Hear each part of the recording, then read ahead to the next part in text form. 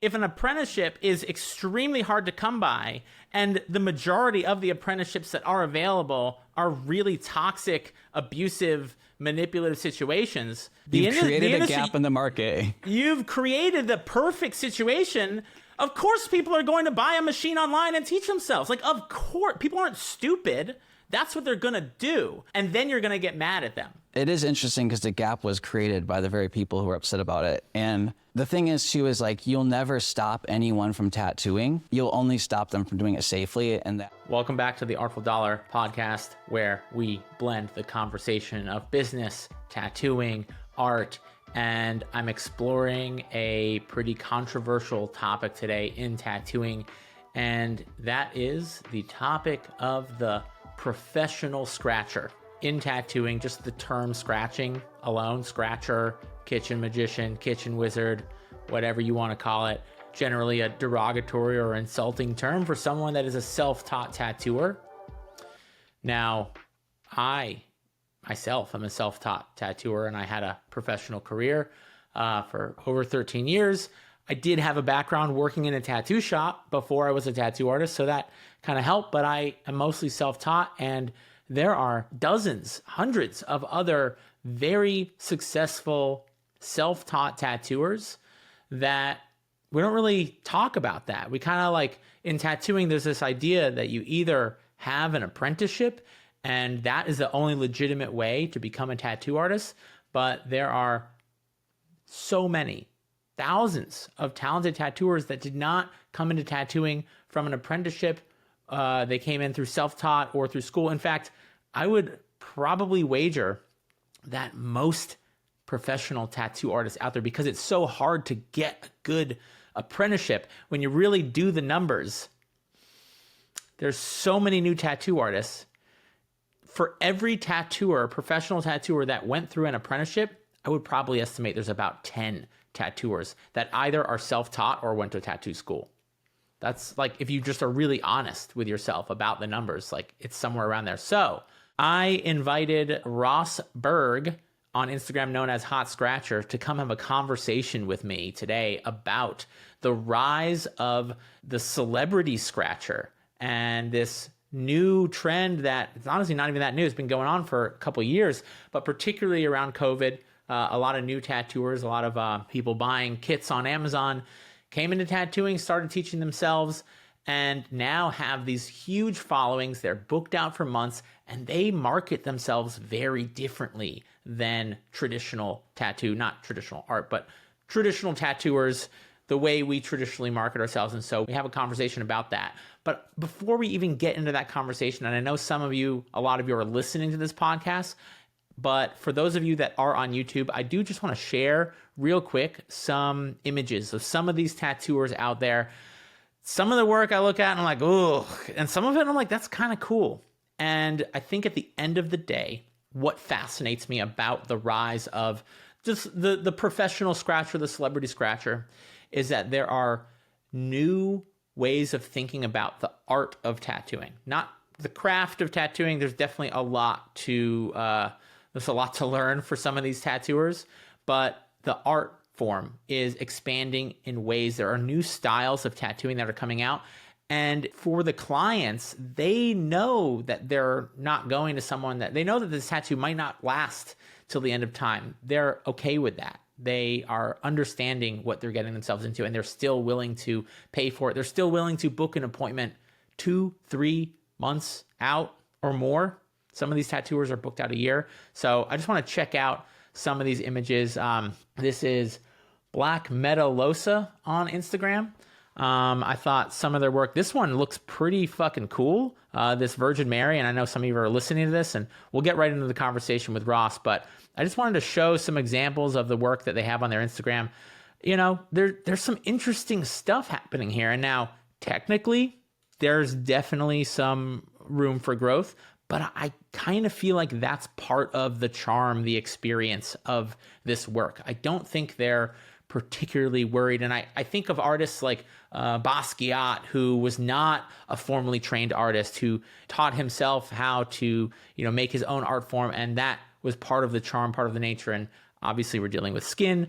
There's different different factors going into this, but I'm trying to take an objective perspective. And now, obviously, this is a very interesting tattoo of someone's pelvic region. If you're again listening along, we're exploring some pretty wild, strange designs that we're just not used to seeing in tattooing. Here is another tattooer, Ethan Fleespit. Okay, Ethan's Fleespit. Let's check it out. Some interesting, a lot of it has a very 90s kind of feel to it. I feel like there was a yearning for some 90s nostalgia in a lot of the scratcher tattoos that are coming out. I don't know what is the deal with that trend. And now some of these, I look at it and I'm like, there's no way that's going to look good in 4 or 5 years. But that's what the client wanted. And I think they knew that going into this. They're not going to the most high-end, technically proficient tattooer. They're willing to pay for these tattoos, and that's what they want. And at the end of the day, the market, and this is the thing that's pretty cool about business, whether you like it or not, the market doesn't care about your feelings. It doesn't care about your opinions. The market will serve what the market wants. If there's a demand for it, whether you think it's the right way or the wrong way or whatever you think, whatever your opinion is, it doesn't matter if the market makes a demand for it until it won't. And maybe we'll see that, in 5 years, all these tattoos will come online looking like crap and people won't want it anymore. This is actually, I would say, of all of these celebrity scratchers, I found this one's my favorite. Pretty Skin Stickers. This tattoo is fucking cool. Like, this is some wild kind of tribally expressive stuff going on there. There's a very a lot of solid black, but a lot of flow. I mean, these lines don't look half bad to me, I've definitely seen professional tattooers with worse line work. No, this looks solid. This looks clean. And again, it's something very different that I don't see happening out there a lot. And I think that's what's cool about this. Another one here. I don't know that, again, these tattoos, these do not, to me, look like they're going to heal all that well, but they aren't going to look that terrible. Like, they'll look like something. This one, I don't know about that one. But again, that's what people want. And so finally, I just want to share Ross himself. He sent me, this was a post that kind of got his career a lot of leverage early on, was this pretty cool telephone wire tattoo across this woman's back, going onto her arms. There's a lot of cool movement. Again, you zoom in, like, these aren't the best lines, and I don't think this tattoo needs the best line work. I don't think that's what it's about. I don't think it's going to age terribly. I think you will probably always pretty much know what this tattoo is. And even as it ages, as it blends together, it's just overall creating a pretty cool flow with the body. So whatever your personal opinions, and you might have strong opinions, and I'm not saying that you're wrong. In fact, I'm not saying that I'm right or Ross is right either. All I want to do is shine light on the fact that there is a demand for these self-taught tattooers. They're doing things that are different, that are interesting. They're marketing themselves in very different ways. And Ross goes into some of the techniques that they're using to create that personal brand and create that scarcity and demand for the work that they're doing. They're traveling the world. They're leaving clients happy. They're making a living doing it. Obviously, the health factor, I'm not going into here today. Like, I'm sure that there are ways that these tattooers could improve their cross-contamination practices. And I've seen some of the most talented, famous tattooers, I've watched them tattoo, doing disgusting shit. Like grabbing drawers, opening them with bloody gloves, and doing nasty shit. So we can throw judgment wherever we want, but I want to remove all of that out of the conversation. Today, the purpose of this is to educate all tattooers on something that I actually think is pretty interesting. And so you can like it, you can hate it, you can hate on me for it. That's fine. Here is Ross Berg, Hot Scratcher on Instagram, talking about the professional celebrity scratcher phenomenon. So I reached out to you on Instagram after I saw a particular post that you made about sort of these famous scratcher tattoo artists.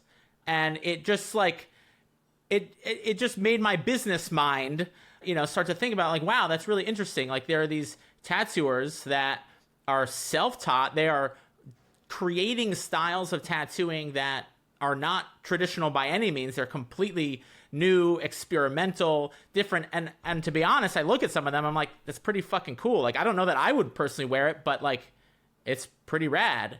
And I just thought, like, man, this is a side of the business of tattooing that I feel like people just aren't talking about or acknowledging. And honestly, it's getting a lot of hate. You know, there's so much negativity around the idea of being self-taught as a tattoo artist, when the reality is so many of the greatest tattooers of all time were self-taught. I was a self-taught tattooer. I worked in tattoo shops, but I didn't have a real apprenticeship. I tattooed from home in the beginning, as so many people do. And so I was just like, you know what, let me reach out to Ross and just get him on the podcast and let's chat about this. Let's have some real talk about tattooing. What is a scratcher? You know, I feel like if we can't talk about it, it kind of controls us. And so I wanted to open up that dialogue. So thank you so much for accepting the request to be on the podcast. Happy to join, Ryan. Thanks for having me. So first off, scratcher is a derogatory term for DIY tattoo artists. Great. And since around 2020, it became less derogatory to an extent. It kind of got reclaimed, the word. And I call them celebrity scratchers. And that's DIY artists that have made a name for themselves and have a really big following, stay booked out. It's basically a scratcher that's got, you know, booked out 2 or 3 months at a time and can travel to major cities all over the US and even in Europe and other places too. Yeah. I feel like I see a lot of it in Berlin, particularly Europe. It's like a really popular to have more self-taught experimental tattoo artists. Yeah. Definitely. Yeah. It's, you know, it's all over Europe too. And, you know, the word scratcher, like I think it's a relatively new term. The earliest I can trace it back to is if you watch the documentary on YouTube called Color Outside the Lines. It's produced by Maya Bailey. And it talks about, like, you know, the black tattoo artist scene in Atlanta and stuff. And that's like a term they started using for some of the artists that were like drawing like lettering with a toothpick, and they called them scratchers. But it's like a lot of terms, and even, you know, it probably didn't arise just there, you know. Sure. A lot of things happen all over the place at the same time. Just like the electric tattoo machine, for example, like the rotary tattoo machine. Yeah. That was the technology itself that caused the machine to be born, not a particular person, you know. Are people also reclaiming kitchen magician? Is that also No, that's pretty niche, you know. That's pretty niche. I always liked that term. I just thought it was just fun. Oh, yeah. Yeah, it just the scratcher. And it was really, the reason it happened in 2020 is because there was a couple of unique circumstances. So there was obviously the pandemic, and there was a rise of the accessibility of the rotary, like a decent rotary tattoo machine, a pen tattoo machine you can get on Amazon. Right. Specifically the Dragonhawk Mass rotary pen. That means you can get a tattoo machine for $200, and the cartridge system became popular. So all of a sudden you could start tattooing with little knowledge comparatively to having to use the old style tech, you know, coil machine. Right. So you're stuck at home for months with stimulus money and nothing to do, and now there's a $200 fairly fucking decent, you know, pen rotary tattoo machine. It's decent. Like, of course, like tons of people were just like, yeah, fuck it. What, you know, Yeah. we might all die. So like, yeah, it's something about, you know, being at home. And it wasn't just people who like wanted to start tattooing. It was like even college kids were doing hand pokes on each other. If you talk to people during the pandemic, it's incredible how many people tried tattooing, whether it was just for fun, for hand pokes, or other people who went on to do it professionally. I actually saw hand poking kits being sold on Amazon during that time. And I was like, that's genius. Whatever, you know, business, whatever mind came up with that. Like, I'm sure they sold a fuck ton of those. Yeah. Probably some drop ship, bro. Yeah, exactly. And so, you know, I'm sure there are probably a ton of people that might listen to this and they're like, man, this is a topic that is triggering. So it's the triggering for people. Yes, is this. So for hundreds of years, there's been this really strict, you know, gate-kept world of tattoo industry where you have to do an apprenticeship. And if you don't do an apprenticeship, you're met with, you know, hostility and even violence. And this has really been true up until it started to get like, there started to be so many DIY artists in 2020 and during the pandemic and stuff that it grew beyond the control of the people really enforcing that standard. And that's when we really seen a big shift. And it wasn't just that, it was the demand. So I, along with all of the other DIY artists who really just love tattoos but never liked traditional, we appreciate it, of course. And we just really liked more European style stuff, abstract, or just, we just wanted unique tattoos. Everyone, and it wasn't just us, it's, you know, all of the youth, you know what I mean? Yeah. And so tattoos are cool. Of course they want it. yeah, and they want something different and cool and unique and, you know, original. So there was a huge demand for it, there still is, of a new style of tattooing that you couldn't get in a tattoo shop, especially in rural areas, you know? And, but anyways, so you got to do an apprenticeship or else, right? Right. And that's why there's so much hate, is because there's this long, we're talking hundreds of years of this type of enforcement. So it's a long running culture, not just here and including in, you know, the UK. And so, you know, there's a lot of hate towards anything that pushes against that standard. And the irony is that really DIY artists don't want, and scratchers, you know, everyone wants an apprenticeship. That's the irony. Sure. The problem is that it's really gatekept, and we see almost exclusively white men controlling the tattoo industry in the US and UK. And that's a big problem because, you know, we're seeing a generation that is much more diverse, and all of these people who've been kept out of the industry for so long are ready to enter it. So as soon as there was an opening, you know, via the pandemic and lower cost of entry, new supplies, we see a huge shift, you know what I mean? And, you know, so it kind of backfired ultimately, you know, once, and it was an advancement in technology. That's always the big catalyst and like a huge shift in any industry. Sure. So we have new tech. Now, there is something to be said. I don't want to completely bulldoze over, like, I think I hear, and I agree to a large extent, like there's a sacredness to the art of tattooing. And I think it always had this, I don't know, this mystique, this sacred, and the lessons passed down from mentor to student. Like there's something really special about that. And I feel like there's a lot of people that their take on someone teaching themselves is as if it is insulting to that process or that experience. And I'm just curious what your thoughts or take or perspective are on that. Yeah, so everyone wants access to that knowledge. No one doesn't want that. It's the problem of it being kept away from poor people, because to do an apprenticeship, you need, you know, someone to you need a college loan. You know what I'm saying? You need someone to, you can crash on their couch for a year while you know, focus 100% on your apprenticeship, or you're privileged enough to be able to do it after you get off work for somehow. You know what I'm saying? You need some kind of privilege or access to do the apprenticeship. You know what I mean? And there's a few exceptions of someone who can pass it on their way home from work, you know what I mean? Or school or whatever. But for the most part, it's, if you're poor, you can't access an apprenticeship. So what I'm getting at is everyone wants access to that sacred knowledge, because there's power in handing down, you know, knowledge from master to student. Of course there is. And again, you know, everyone wants access to that. But what happened is I couldn't access that because I was too poor.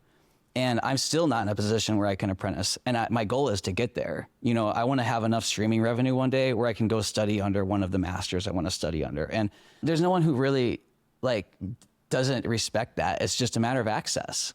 And if you don't make that accessible to people and you're only going to let in your friends. I think people will, instead of addressing, because that is a huge issue. Like it comes down to, like, economically, people, it's not a, people will say, like, oh, well, not everyone deserves to learn this, right? Because maybe they don't take it as seriously or something. And I think that this is a heavy topic. Like, it really is. And I can even feel like my own internal, like, but again, I wasn't passed down some sacred knowledge from someone, but I have so much respect for the people that came before us that did do the heavy lifting and had to make their own needles and tune their own machines and all that stuff.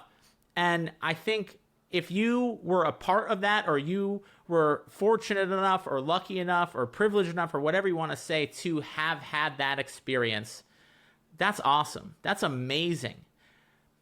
And I invite someone to just maybe take a step back and just see, like, other people learning to tattoo. It's not personal. Like, it's not spitting on what you've been through or learned or done. It's just another means to a certain outcome. And I think it's this, there's fear that drives that hate for someone that's learning to tattoo. It's like, oh, if they learn to tattoo, then they're going to take business away from me. I think a lot of the hatred or animosity towards self-taught tattooers comes from this place of scarcity. Would you agree? Of course, yes. More so 100 years ago, too. You know, when tattooing was very pirate, very, very niche, very few people getting it at that time. You know what I mean? So, and the thing is, too, is like, you know, those artists were out there hustling hard to get their bookings, too. They weren't just sitting there waiting for them, you know? Right. So, but that's changed, you know, as tattooing has become more widespread. Now it's turned more into the fine art thing where you do your unique style. You find your small handful of people out of a million who connect with you, and those are your clients. So you're not really taking away too much work from other people that way. I agree. I don't even know why are you even competing with, if you've been tattooing for 5 to 10 years in your style, traditional Japanese or whatever, black and gray, you shouldn't be worried about competing with someone that is just now teaching themselves how to tattoo. They don't have access to the same level of education. I almost look at it as like the ancient artisan guilds. You know, there was the metalworker guild, the marble sculpting guild. They weren't mad that someone might try to teach themselves how to smith iron or sculpt marble. Like, they're not competing. They're just both doing their own thing. And I think, yeah, I've always tried to take that opinion. And also, I'm excited when there's new tattoo artists coming into tattooing, because those younger, hungrier tattooers, they're driven and they push the art form. They grow the art form, in my opinion, and it motivates me to never kind of slow down on, you know, what I'm doing. I was fueled by the idea that there's always someone younger and hungrier than me. And so I'm going to keep my head on track of what I'm up to and just do better work. And I'm not trying to compete or worry about what they're doing, but at the same time, it kind of motivated me. That was how I felt. I mean, that's how I feel too, you know? And like I said, you know, the competition is good. It drives progress, but I also get where they're coming from. Like, that's why you'll never hear me hating on anyone.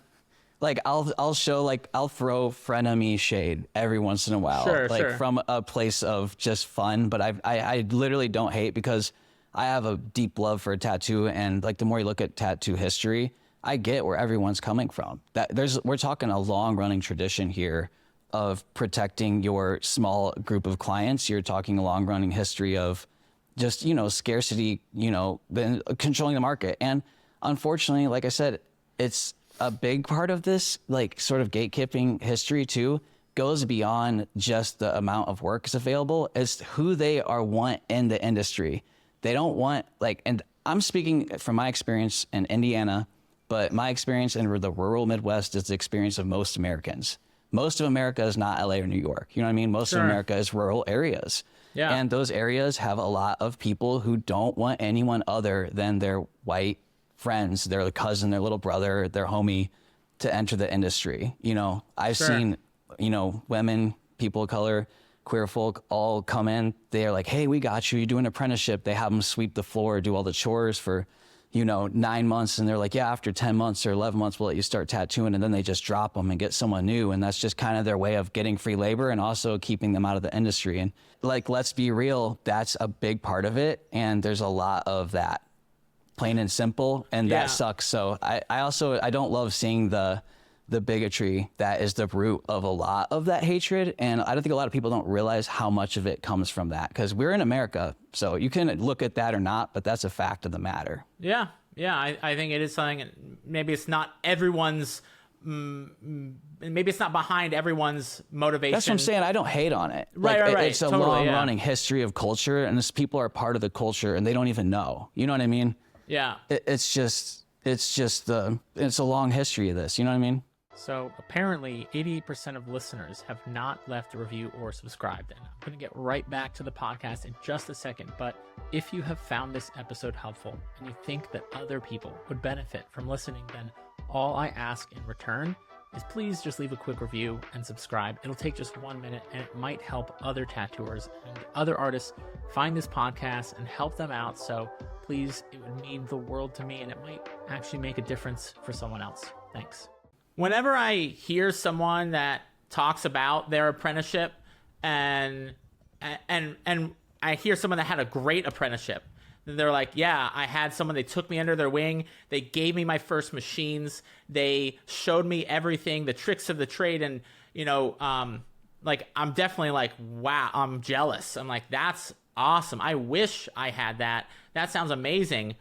But that's probably maybe 1% of the apprenticeship stories I hear. Every other apprenticeship story is like, oh, it was a horrible experience. They were abusive, terrible to me. And I know people like to joke like, oh, you were abused, you had to sweep the floor. No, I'm talking about like actual physical, sexual, verbal abuse, like real and how much crazy did they shit. learn? I talked to a lot of people. Yeah, a lot of people are like, I didn't actually learn too much until I actually started tattooing after my apprenticeship. Right. So if an apprenticeship is extremely hard to come by and the majority of the apprenticeships that are available are really toxic, abusive, manipulative situations, You've created a gap in the market. You've created the perfect situation. Of course people are going to buy a machine online and teach themselves. Like, of course, people aren't stupid. That's what they're going to do. And then you're going to get mad at them. And it's well, you created this situation. And like I said, it's not like it. That's the tough part is like, people don't see it that way. Cause you know what I mean? They don't realize that they're just part of this culture, from wherever they're from. And it is interesting because the gap was created by the very people who are upset about it. And the thing is too, is like, you'll never stop anyone from tattooing. You'll only stop them from doing it safely. And that's something that is hard for a lot of people to grasp that concept because like I said, if you get a chance, like just look up any interviews with Matt Lauder. He is like the leading like last 100 years tattoo historian. And he talks about this whole myth behind tattoo machines not being accessible because there's always like a rise and fall, up and down. There's like periods where they're super accessible, even in the early 1900s, little dips where there wasn't. So there's but then everyone forgets about it because no one's really documenting modern tattoo history on the right way. You know what I mean? So it's like, it's just interesting, Yeah. I'll say I don't expect this conversation, one, to be listened to by someone who just hates the idea of self-taught tattooers. And I also don't expect this conversation to change their opinion. Like everyone's entitled to their opinion. Your opinion's your opinion. That's fine. My opinion's my opinion. It doesn't make me right. It doesn't make you right. It doesn't make someone else right. But and that's one of the reasons I love business. The game of business is because the game of business doesn't care about your opinion at all. It doesn't care about your feelings. It doesn't care about your opinion. And the market speaks for the market. And when I saw that there are celebrity tattooers that taught themselves doing these wild fucking styles, and I mean, I think some of them, maybe we bring up a couple examples. If you send me over any great references for some of these artists, I'd love to feature them and just show what's being created because it is pretty fucking wild. It's cool. The market says we want this. In fact, the market's saying we will pay a premium. The market's saying we will book 3 months in advance just for the opportunity to get this service. And the market doesn't care about anyone. What's right or is arbitrary. It's at the end of the day, it's someone's opinion. And I like removing the opinion out of the situation, just saying, all right, the market wants this. Well, let's at least have them do it in a safe way. I fully agree with you. Like, let's teach self-taught tattooers how to do it safely. If they're not learning the strategies and techniques the way that they've been taught for however many years, a lot of that information is available. And at the end of the day, in my personal opinion, is if you want it bad enough, you will become a tattoo artist. Yeah. End of story. Leah, let's talk about how are they able to do this? So like without the apprenticeship, and how are they able to do like good tattoos safely? And there's the most common way is like the tattoo artists, all of like the celebrity scratchers, they just get the machine, they use their 3RL or whatever grouping, and they stick with it. They never ever change, and they do a really specific style, and they hone it in. And they don't try to learn everything. You don't see them doing like this trad classic or trying to do blackouts, trying to do all this color work. They really stick with the one thing and master it, and they don't stray from that, and they're able to recreate a really good tattoo that way. You know what I mean? And that's important to understand, that that's how you do it. You know, you don't go messing around experimenting too much. They just stick with their niche. And then you get into the really interesting part of the marketing style of celebrity scratchers, which is a completely new and different style and is available through social media now. Yeah. So it's a different take. So you have parlor style tattoo shops, all right, which has been the norm for hundreds of years. That's a street shop where you have the neon lights, you can walk in and get a tattoo, flash off the wall, etc. Right. The new style of celebrity scratchers in general is the fine art marketing approach. So, which is a style I learned from, I did art fairs for 2 years. So it's like they're juried art shows and all over the major cities, like, you know, Denver, Detroit, Indianapolis, Louisville. So I was doing shows like all over major cities in the Midwest. Yeah. And I kept seeing these old artists, and they were like in their 60s and 70s doing the same shows every year. And finally, I started walking around and asking them, I was like, how do you do it? How are you able to do the same show every year, do the same sort of style, and able to sell so much and support yourself, you know? And because I just didn't understand, and they all had the same answer, and that was, they were like, look, you're combing for that 5 people out of 1 million, and you get them on your mailing list, and then they support you for the rest of their lives because they really connect with your unique style.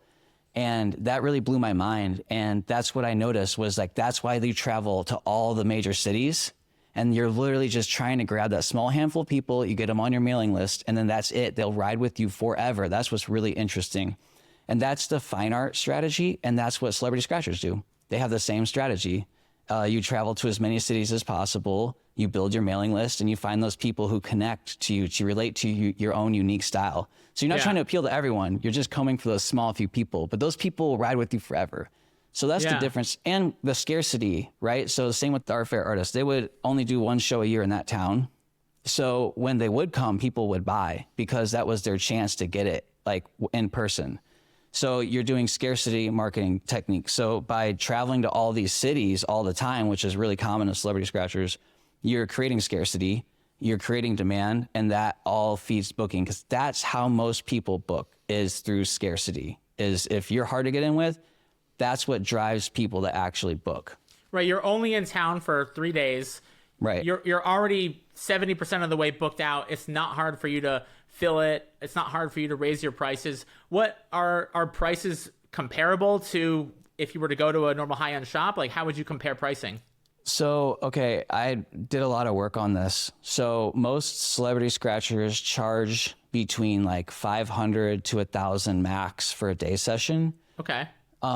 And you can get lower rates sometimes, like $300 or $400 if you're doing something experimental or portfolio project, et cetera. Yeah. So overall, in general, celebrity scratcher prices are going to be lower unless you're crazy, crazy high demand. And some people are, especially when they're from Europe. $1,000 a day is fairly comparable to a good amount of tattooers that I know that, you know, have day rates. I'd say between 1,000 and 1,500 is like what a normal day rate is for tattoos. Yeah. And so like, you know, realism, color realism, those are like more like 1,500 to $2,000 day session across the board in America, you know? For sure. And traditional isn't too, that's similar. 700 to 1,200 for a day session is pretty normal for a trad shop. But it gets up higher when you get into like, you know, like Korean artists that are super masters or people from Europe or, you know, that come through, you know, you can go anywhere from like $2,000 to $5,000 for a day session for someone like that. But those are like super highly trained professionals from other countries. You know what I mean? Yeah. So that's, So in general, you know, celebrity scratchers are going to be a little bit cheaper because they're DIY, you know? Yeah. Less overhead. Right. Sure. And I mean, you know, if you just look at the end of the day, tattooing is 2 things.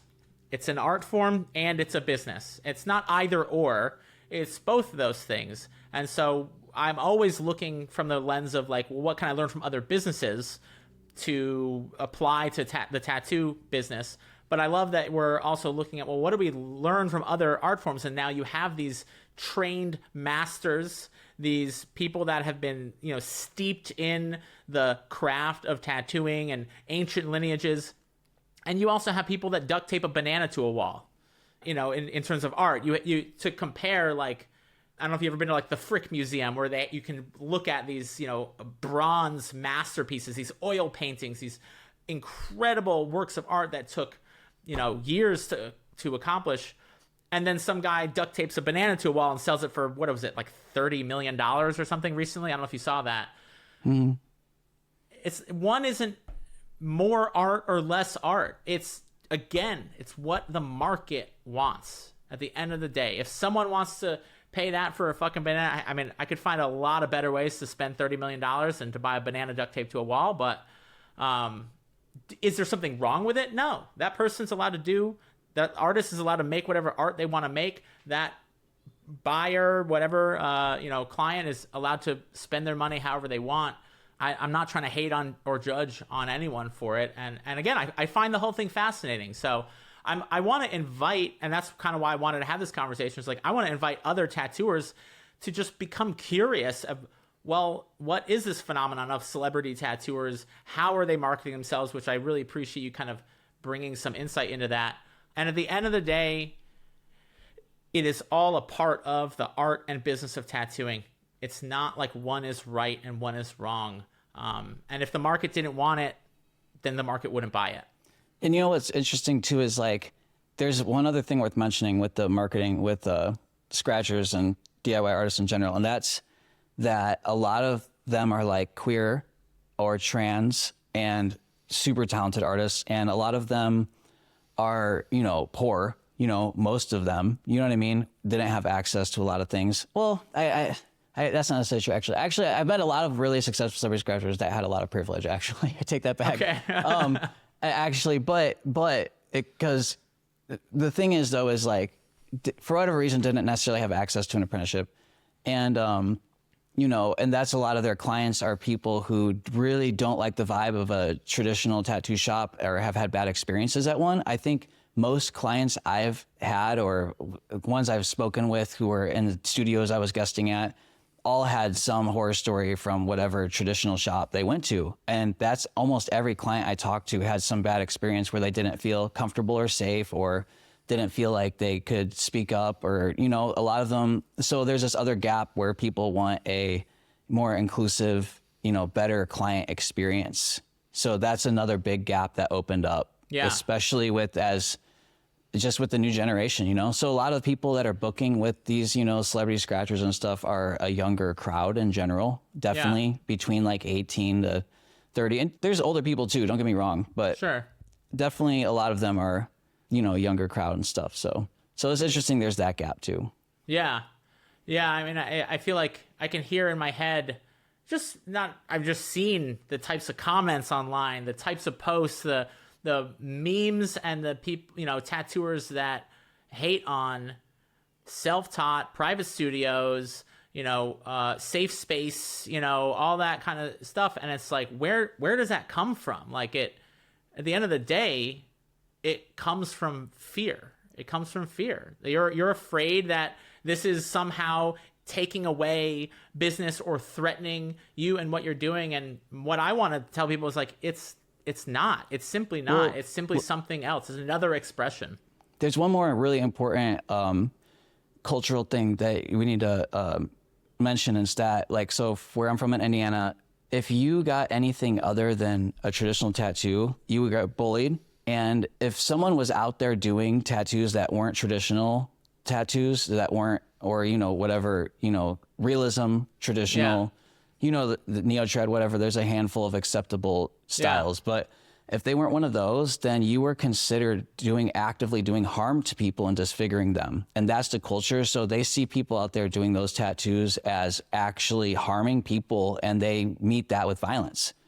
And when I say violence, I mean that literally. I've got plenty of comments, people even are like talking about burning studios down, and in the Midwest, people get their hands busted by other artists, and it's very real. This is a thing that's been a thing for a long, long time, and it's only because of recent times that changed. But what I'm getting at though is that that's the mentality, and that's like 100 years of this tradition. And like you said, it's scarcity. You see you taking away work. They're seeing it is like DIY artists are taking food out of their children's mouths and also disfiguring people. This is the mindset, all right? And that's not something you can reason with, period. No, that's I agree, yeah.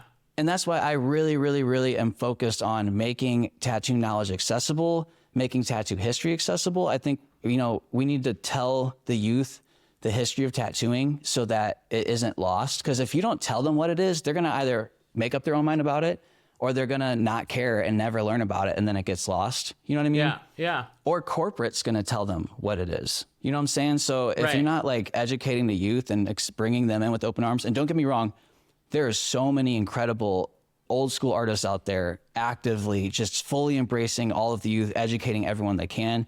I'm so, so, so grateful for all the amazing artists out there, because this isn't everyone. There's plenty of incredible, I guess the more successful, like the higher up you go, like the more entrepreneurial artists I keep meeting, like the higher up you go of like success, the more like nicer they are, the more inclusive they are, the more friendly, more like want to share knowledge. People don't often hate down. They like to hate up, Right. And like, you don't make it to the top by being an asshole. You know what I'm saying? You make it by being like, let's work together. I love that you love tattooing, like totally. Everyone's so, the amount of love. Some of the busiest and most talented and tattooers that I know that like they're booked out a year, like right now during the Tatpocalypse or whatever. They're some of the most generous and giving tattooers I've ever met, with their knowledge, with their time, with their attention and energy.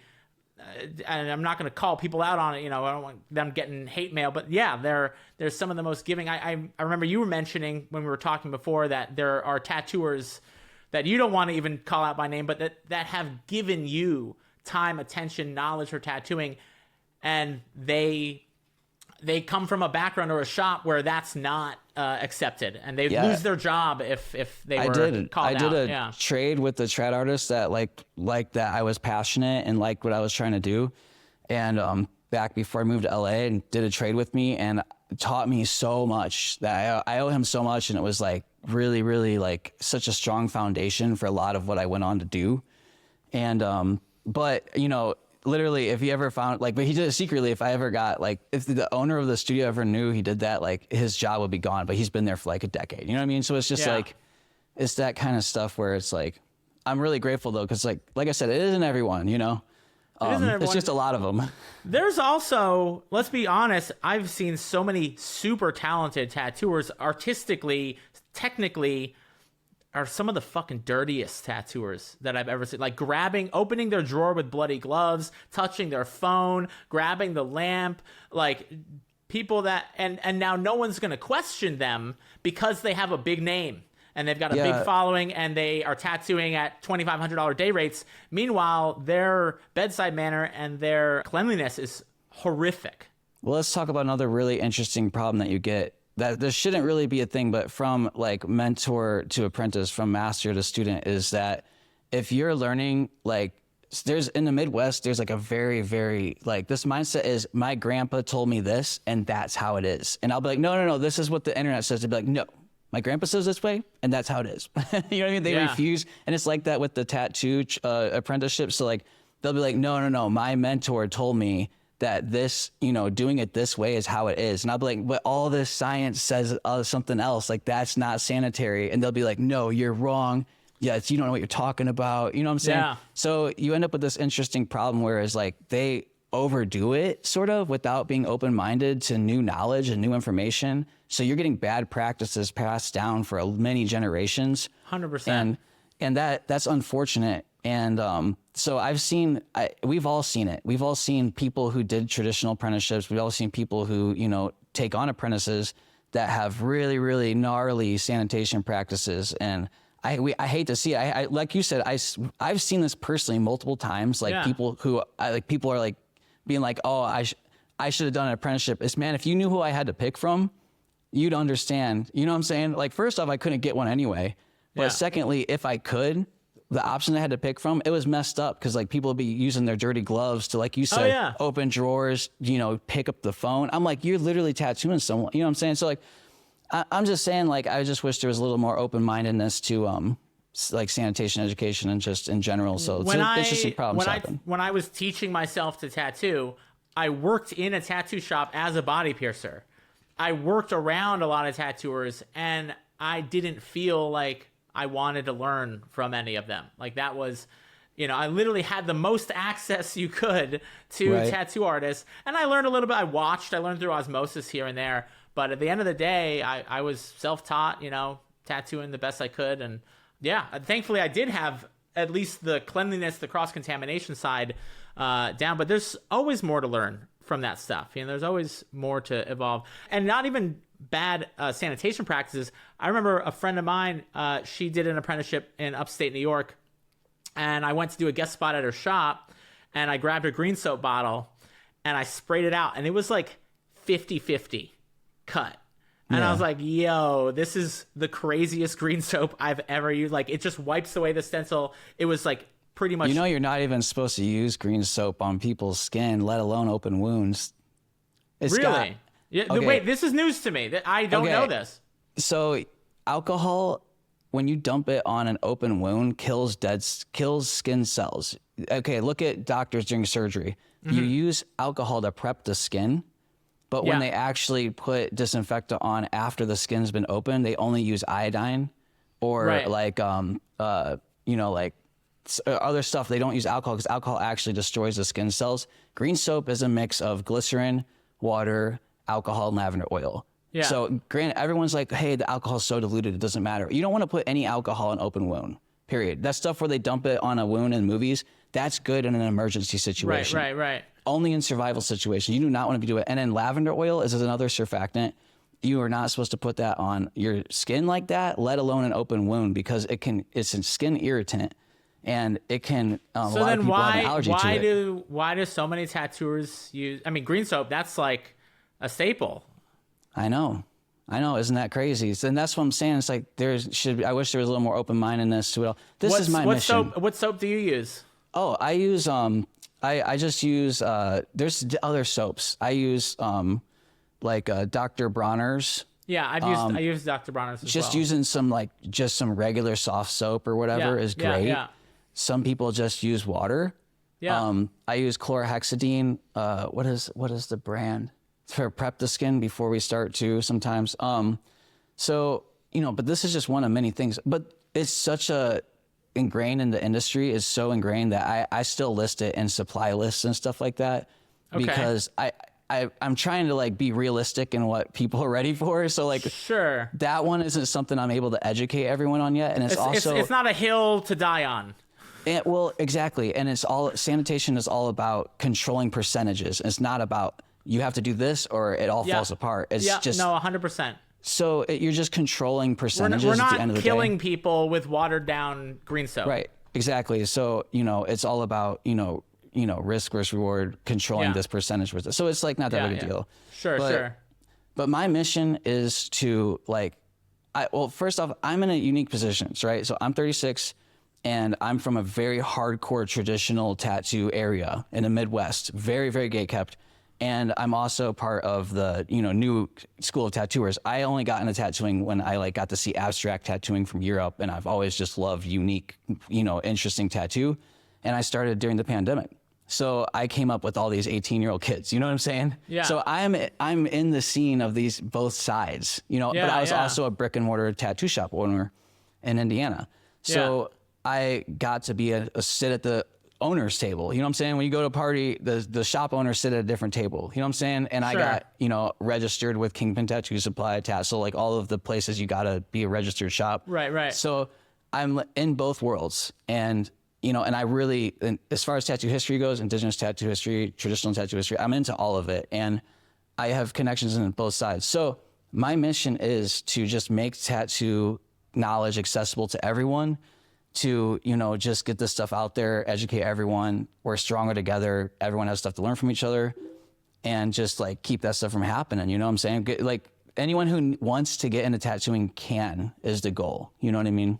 And it's going to lead to clients having better experiences, us learning more, and just everybody wins, in my opinion. I'm going to get right back to this episode, but I just wanted to take a moment to speak to anyone that's feeling a little stuck right now in their tattoo business. Maybe you've noticed things have been slowing down a bit. Maybe things are pretty dead out there. I've talked to hundreds of tattooers who are experiencing that right now.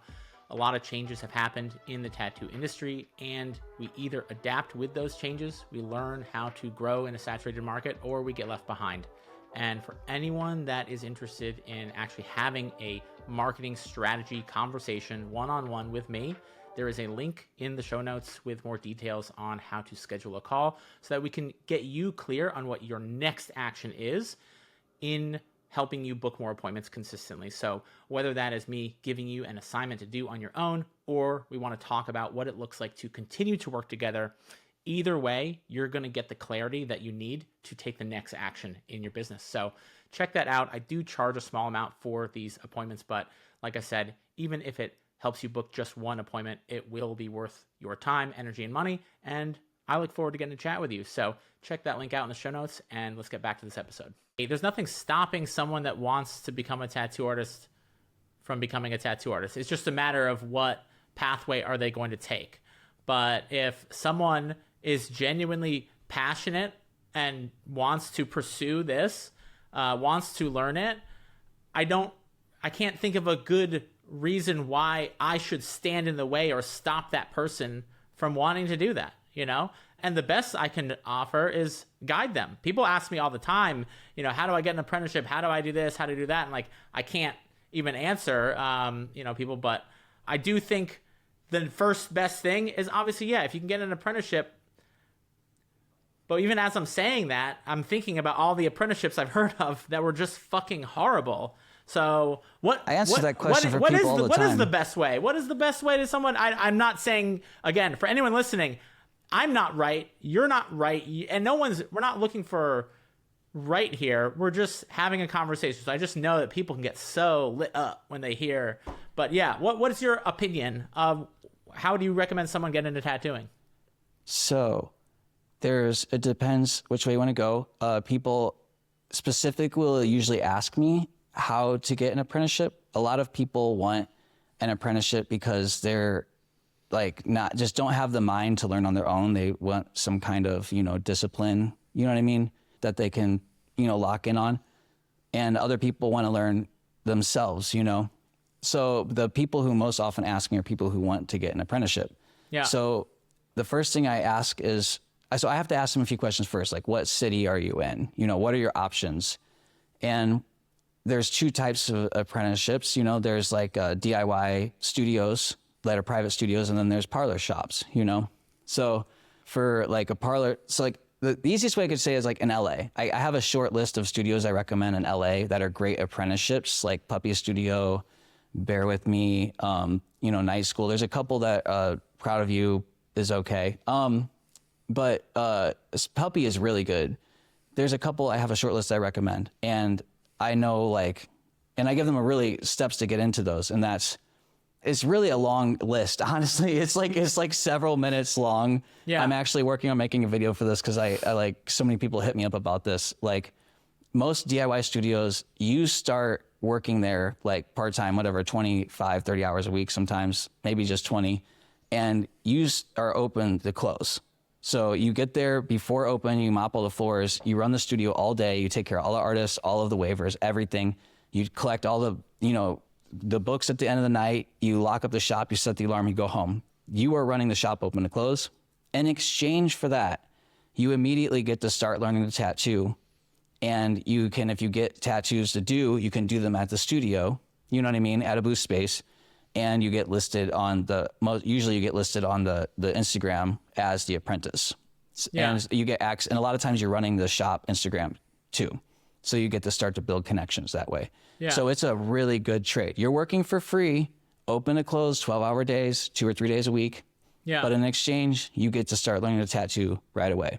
And to get those positions, you have to be able to first answer the question, who's going to pay your rent while you're doing this, right? Right. Like, how are you going to be able to get here? How far is your commute? If the commute's too far, not going to make it. You know what I'm saying? You got to have be able to answer these questions. How are you going to pay for it? How are you going to work here for free? How are you going to get here?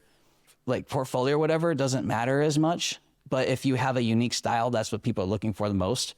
Doesn't really matter if like people throw together all kinds of crazy stuff for their portfolios.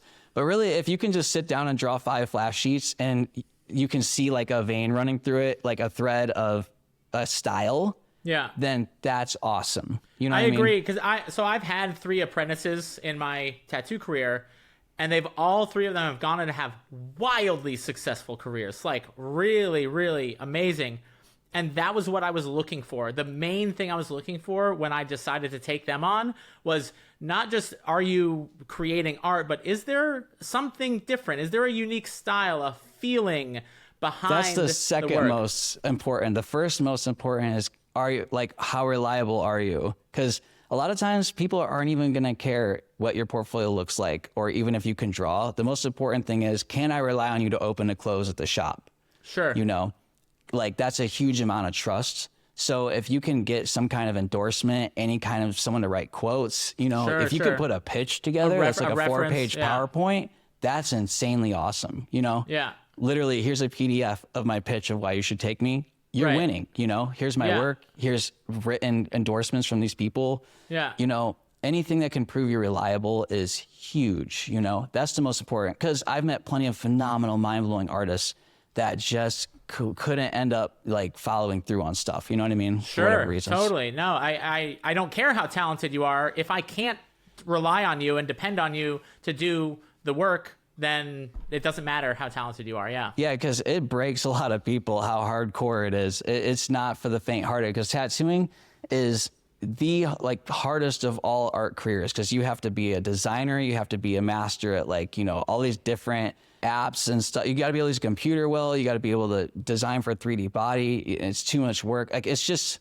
so far beyond most art jobs. Like, being a good artist is just one of the many prerequisites, you know. It's just insane, and it just, a lot of people, is just too much for them, you know. I always said to people, I was like, tattooing is the one art form that you can't really just dabble in. And That's true. I think that is very true. Whether you're self-taught or apprentice or whatever, it's not a dabbling art form. It's I'm going to give my whole heart and soul and life over to this art form, type of art form. That's so true. And I can attest to that, because like I always say, okay, I'm almost going to be tattooing full time for 3 years.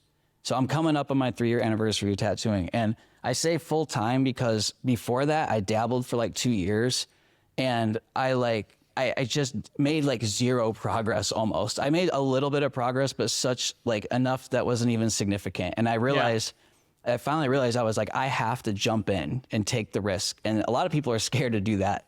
You have to just go for it, and it might not work out. You know what I'm saying? And if that happens, retreat, start over, but you got to give it 100%, because you will not progress. Because tattooing, I've gotten so good at so many things so fast. Like photography, boom, immediately it clicked. I was doing it professionally in like no time, you know?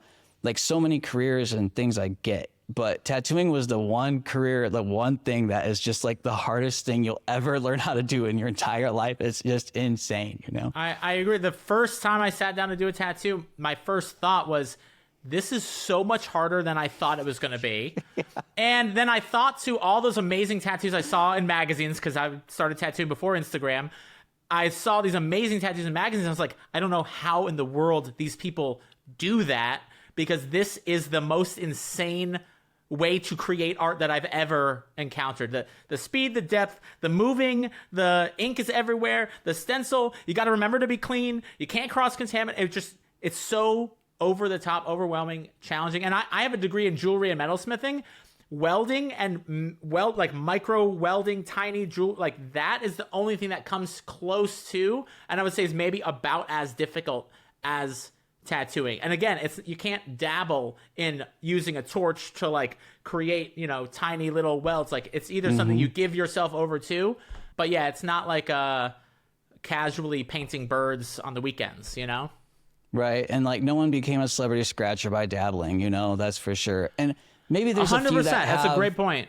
Some have by just proximity, you know, they're surrounded by incredible artists, you know what I mean? So they kind of just start messing around, but for the most part, yeah, they're all in. And you know, a lot of these celebrity scratchers are some of the hardest working people I ever met, you know, and brave, and it's scary, and they're, you know, just going for it. So, yeah. I remember their reputable shops, Fun City in New York took on several self-taught hand poke artists and stuff like that, you know, back in the day. Like, really reputable shops have seen that, all right, there's a market for some, you know, hand poke, self-taught tattoo artists. And I think that it would benefit the tattoo industry as a whole, shops, to recognize that, like, you know what, something new is happening here. People are interested in it. How can we look at this as an opportunity rather than some burden to, you know, destroy or bear? You know, I hate to give this advice, especially to people I care about and really respect, but the number one biggest piece of advice I give to lots of studio owners from a business perspective is literally gut everything. Close the studio, strip everything out, strip it down, start over from scratch. That includes your entire payroll, that includes everything. Because if it's still low right now, you got to lower your burn, right? So if they want to learn, I would just gut everything and just start over with like one booth in the center of the studio and slowly build it back up like solo.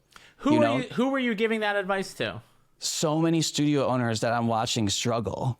You know, anyone who's struggling right now, because I'm watching people go into the hole with their burn, with like, a lot of people don't want to show burn. It's just by their expenses are so high. They're trying to keep the lights on. Believe me, I work with a lot of shops, and I know you're not wrong. You are not wrong. There are a lot of very reputable shops. There are a lot of shops that have been around big time for reputable. 10 That's what I'm plus saying. years. But and clients aren't wanting that environment anymore. And if you want to survive the recession, and it's probably going to get a lot worse. Yes, if not now, later, because it's always got ups and downs. Hold on, let's use the right term, because it is not. We're not in a recession currently. No, fair enough. Of course.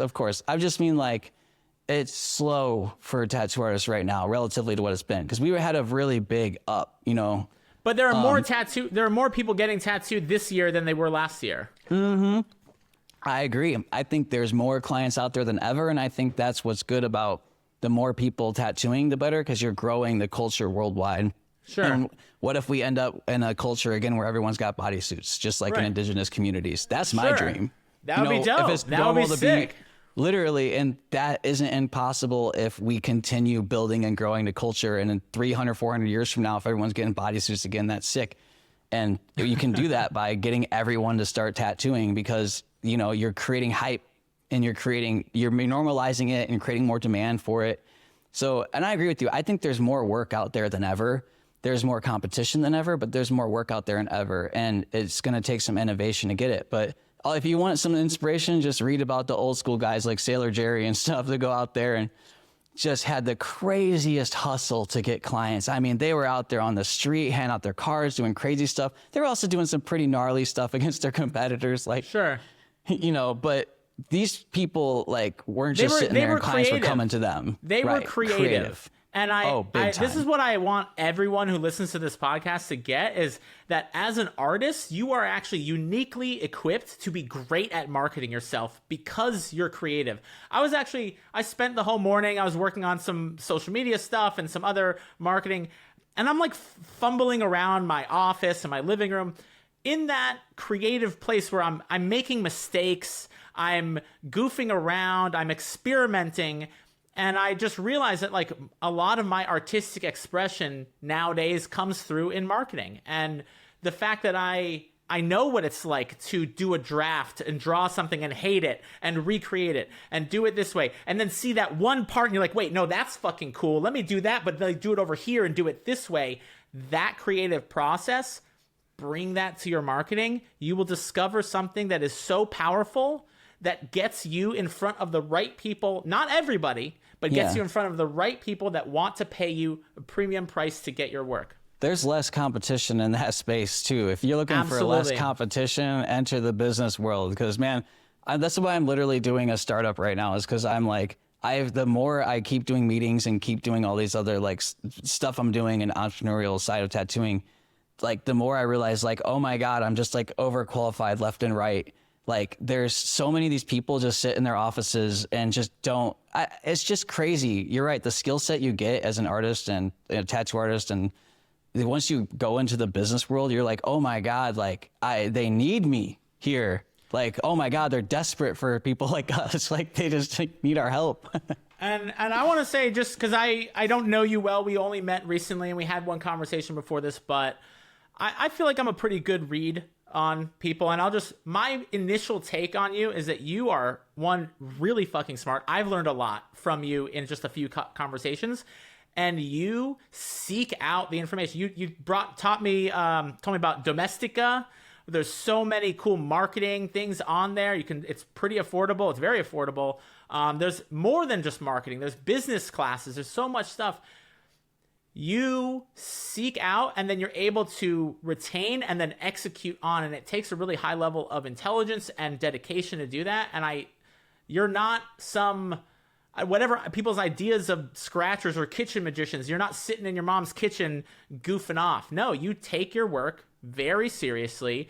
And at the end of the day, it doesn't matter how you come into tattooing. That essence of entrepreneurial, motivated, hungry, dedicated, that's what it takes to be successful in any industry. And not everyone has that. And you can't teach that in an apprenticeship. And you can't teach that in a YouTube video. It's something that you do the work yourself to cultivate. And I see that in you. And I really acknowledge that and appreciate it. I think a lot of it too, it really helps to be mission-based, to be a mission-based business. Cause like early on, and this isn't just me either, it's me and my partner Clover. If you look through all of our stuff, like I'm grateful for my partner Clover. We complement each other so well. They're brilliant at teaching me empathy as a tool.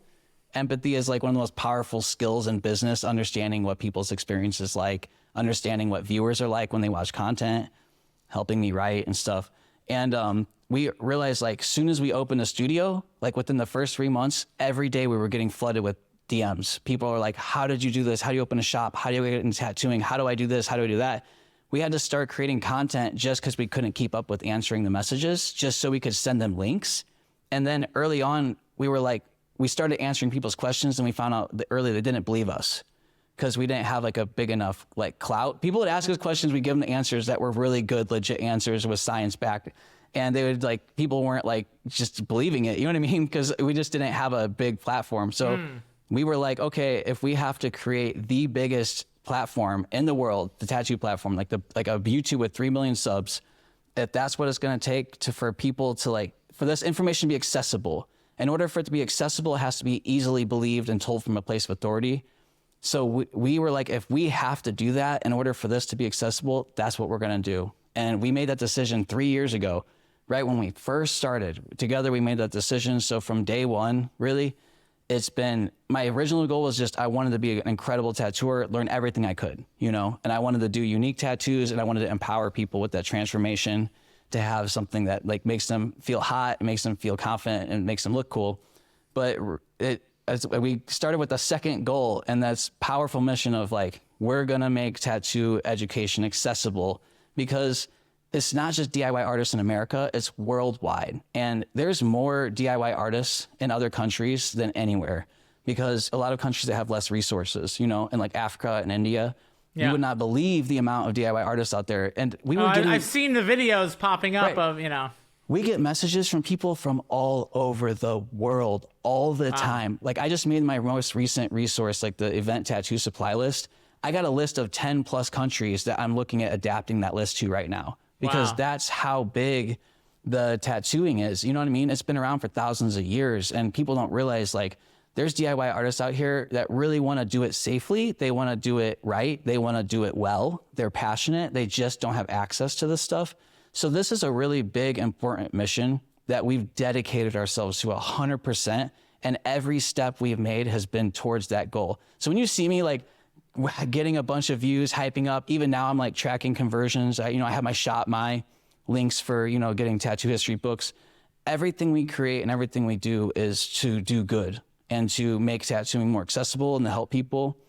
And so everything I do, you know what I'm saying? People think I'm just like, whatever, like, oh, you have such a big ego, or, oh, people say a lot of things, but the truth is every step we make has been towards our like 5-year business plan of creating the biggest platform to do accessible tattoo education. So having a mission will empower you to do the hard thing, 100%. Yeah. So if you can decide what you want and especially if it's something that'll help other people, that is the most powerful thing, because we never expected it. We started doing it. We never seen it as something that was going to be such a big deal and was going to connect us with so many people. But I've had success, and I've had lots of reach through my own unique artwork, which I'm grateful for. But what has actually been the biggest driver of my career and Clover's, and what's connected us with the most incredible people from all over the world, I mean, unbelievable people I can't believe I'm colleagues with now that I'm working on projects with, has been our mission towards education. Yeah. So it's powerful when you are genuinely passionate about doing good. Have you looked into the APT, the Association for Professional Tattooers? Yeah, I'm in the Discord. Okay, yeah, I volunteer with the APT. I'm gonna join soon. I just don't have them. I'm like in that that 3-month period. $125 a year. It's nothing. So that 3-month period that founders talk about when they're doing a startup, like right before they do their pre-seed seed round. Yeah. That dark 3-month period when you're trying to do your business, but also trying to like make your pitch, and you're like, it's like literally the lowest time you'll ever be in your entire life. Everything is like, every day is like not gonna make it. Everything's looking rough because you have to basically put everything on the line when you go to pitch. If like when you're like someone like me who's just like comes from nothing, doesn't have resources. So that's where I'm at right now. I'm literally This is a business that you're pitching to investors, yeah? Yeah. Yep. Gotcha. So that's where I'm at right now. I'm at the end of it. So I'm really, really, really crazy, difficult times right now. I'm just putting it out there just as someone that volunteers with the APT, and I see what they're doing to grow and evolve. And at the end of the day, they're for the forward movement of tattooing and the betterment of tattooing as an art form and as a business. Yeah, I think you should just be involved and check it out. That's absolutely. I mean, that's why I recently, I learned about it through my colleague, Ryan Roi. He interviewed Ben Shaw. Ben Shaw, yeah, Ben. Good friend of mine, he interviewed Ben. That's how I learned about APT, and that's why I was like, okay, I want to join up to APT, definitely. Get on Discord. Yeah. Just because, like I said, I'm trying to unite all corners of the industry. So APT is definitely a corner of the industry, you know what I'm saying? Absolutely, so yeah. And they're coming up with, trying to create standards for tattooing processes and apprenticeships and education and all that kind of stuff, so, and they need all of the resources and the voices. It really is, it's the voice of tattooing. That's really the purpose of the APT. And there's so much regulation and stuff coming down the pipeline that if tattooers, the people boots on the ground, don't have their voice in, then it's going to be up to, the conglomerates and the lobbyists to decide the future of tattooing. So, I mean, that's what I always say too, is like, if you don't, well, it's different. APT, like legislation is a whole other thing. And like, it's hard. That's really hard for a lot of people to wrap their heads around, is like how all of that works. I am really passionate about law. And like, I even want to be like, I hopefully like, I like when I'm like retired or whatever, I want to be a lawyer. Like, that's my dream. I just have always been kind of born to do that. So like, I'm really into that whole thing. And I appreciate all the hard work artists have done throughout the years. Like, finding a representative or a senator, trying to be like, hey, can we do this bill? Going to all the meetings over and over and over, showing up, speaking, finally getting past every step, you know what I'm saying, of legislation, and then, it gets, vetoed or it doesn't at the end. Right. I know how much work that is and how much time it takes, and I definitely appreciate all the hard work all of the artists have done over the years. And it's such a dry topic. It's really hard for me to find a way to communicate that to the youth. It is 100%. It is a dry topic, but if anyone can do it, Hot Scratcher can do it. Come on. One day, because like at the end of the day, like, what's beautiful about this like scratcher scene is it's back to pirate. It's back to the original, like from 1900 when it was like the outcast doing the circus people, doing the Navy people. It's kind of like the punk rock of tattooing. I mean, it kind of is. Whatever your opinion is on that, because it's so against the conformity, the norm, the tradition. Right. And a lot of them are DIY, proudly so against it. Yeah. They're going to be like, hey, it ain't going to bother me. You know what I'm saying? Whatever goes down. So. Right. They're not going to give a fuck. Yeah. Right. But there's a handful of us that are like, doing business and trying to do stuff at the high level. And I have a couple colleagues that are kind of going through that transition, trying to figure stuff out, trying to, you know what I mean? Because from day one, I've always done stuff professionally. You know what I mean? We opened a studio in a place where we were planning on getting shut down by the trad shops. We were expecting them to burn it down. We were expecting them to have their cousin at the health department come in and shut us down. And our goal was we were like, okay, we're going to open a studio. I had security. I had a lawyer behind us. We did everything right. And literally Clover had our ECP plan typed up custom because Indiana didn't even have a standard one, did all of our paperwork, cleaning schedules, everything. We did it so perfectly above board. We decided we were going to do it in a way that if they wanted to shut us down, they were going to have to make up a lie. Right. And through that, we really got a deep, deep understanding of how tattoo law works, how tattoo regulation works, how sanitation works, all that stuff. Because that was the only way we could open a studio where we did, which was the first real contemporary parlor style shop in Indiana, or the first real contemporary private studio sort of guest spots. Gotcha. But anyway, I know Mokra is going on and all this stuff, and it's all interesting. So, but I'll find a way to work it in. There's definitely that's why I intend on joining the APT, and why I'm in the Discord is for sure. I'm interested in this stuff too, and definitely working on finding a way to make content about it that's actually watchable somehow. Yeah. So. Yeah. Well, look, this whole conversation, I think, has been really enlightening. I'm sure there's going to be all kinds of opinions. So anyone listening, if you have, leave a comment, leave a question. I ask that people don't be hateful. If you have hate to share, I'm not really here for it. But genuine, critical, theory conversation, I'm all for that. I say welcome the hate, You know why? I think it's important because it gives clients a chance to vet their artists. I never delete comments because that's a really good public ledger for when you're looking at an artist and you're going to be in an intimate space with them for the first time. They're publicly things they say and do publicly are a really good way to get a feel for what kind of person that is. Oh, totally. Yeah. So even though it's gnarly to look at, I always leave them up. And I'll leave them up. I don't have a problem leaving up. I don't take any of it personally. Of course you don't. I mean, you have me on, right? Right, exactly. And I've had people physically threaten me. I've had people make content about how they want to kill me because I'm educating tattooers on finances. It's mind blowing. But so I get it, and I'm team That's progress. Cool. So you get that. You get that too. So I get that too. I'm team growth and progress, and I'm team, no hate, no violence. I'm just that's my fucking team. So if you're on that team, then you're on my team. And if you're not on that team, then you're not on my team. That's all. I don't have a problem with it. Yeah, leave your hateful comments so that I know you're not on my team. Yeah. That's all. Give clients a chance to vet their artists, that's what I say. Before we go, where can people find you? YouTube, Instagram? Where are you creating most? Yeah. Just Google Hot Scratcher Tattoo. Cool. Google You'll that. Find me. You'll find him on all platforms. And well, thank you so much for sharing what you do and this information. And yeah, man, I'm sure we'll be in touch and continue on, because I've like I said, I've learned a lot from you already, and I'm interested to continue learning more. Yeah, man, I'd love to hop on again another time. We can dig into some digital marketing or something. Would love that. We had a great conversation about that. Yeah, maybe we'll do that next time. Cool, man. Thanks for having me, Awesome. Man. Thank you.